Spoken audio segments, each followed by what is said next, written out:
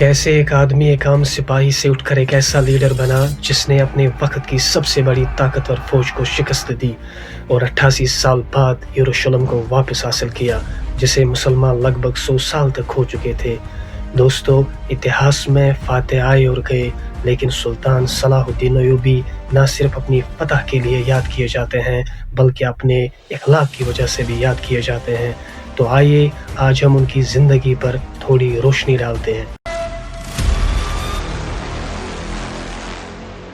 السلام علیکم دوستو، دنیا نے صلاح الدین ایوبی کو ایک مہان فاتح کے طور پر جانا ہے، لیکن ان کی شروعات کسی شاہی محل سے نہیں ہوئی۔ صلاح الدین ایوبی کا جنم 1127 عیسوی میں عراق کے ایک شہر تکرت میں ہوا۔ ان کا اصلی نام یوسف ابن ایوب تھا، لیکن اتہاس نے انہیں ان کے لقب صلاح الدین سے جانتا ہے، جس کے معنی ہے دین کی سچائی۔ ان کی زندگی کی شروعات ہی مشکل رہی۔ جس رات وہ پیدا ہوئے، ان کے والد نجم الدین ایوب اور ان کے پریوار کو تکرت سے نکال دیا گیا، جس کا بڑا کارن یہ ہے کہ انہوں نے دشمنی مول لے کر بھی ایک ہاری ہوئی آرمی یعنی زنگی آرمی کو بنا دی۔ اور یہاں جو سبق ہمیں ملتا ہے کہ صلاح الدین ایوبی نے بچپن سے ہی دیکھا ہے کہ اصولوں کے لیے مشکلیں کیسے سہی جاتی ہیں۔ اور آپ کو سن کر حیرانی ہوگی کہ صلاح الدین ایوبی نہ صرف تلوار بازی میں ماہر تھے بلکہ قرآن، حدیث اور فقہ اور ساتھ ہی ساتھ دنیاوی علوم، سائنس اور میتھمیٹکس میں بھی کافی ماہر تھے۔ اور ان کے ایک استاد شیخ عبدالقادر جیلانی رحمۃ اللہ علیہ اس وقت کے بڑے عالم دین تھے، وہ ان سے کافی متاثر تھے۔ صلاح الدین ایوبی کو کبھی کرسی کی لالچ نہیں تھی، وہ ایک امن پسند انسان تھے، لیکن تقدیر نے ان کے لیے کچھ بڑا پلان کیا تھا۔ اس وقت یعنی 1095 سے 1187 عیسوی کے درمیان مسلم دنیا دو حصوں میں بٹی ہوئی تھی۔ ایک طرف بغداد میں خلافت عباسیہ جو کہ سنی مسلمانوں کا مرکز تھا، اور دوسری طرف مصر میں خلافت فاطمیہ جو کہ شیعہ مسلمانوں کا مرکز تھا۔ پولیٹیکل ڈیفرنسز کی وجہ سے ایک دوسرے کے خلاف لڑتے رہتے تھے اور دھیرے دھیرے کمزور ہوتے گئے۔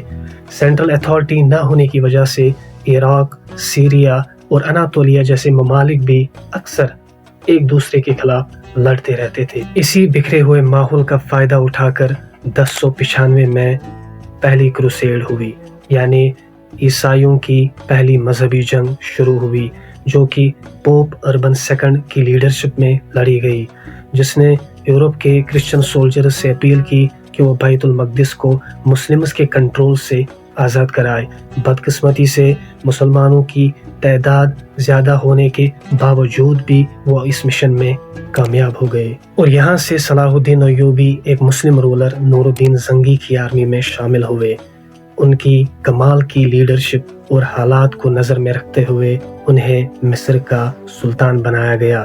یہ ان کے لیے کوئی اچیومنٹ نہیں تھی، بس ایک رسپانسبلٹی تھی۔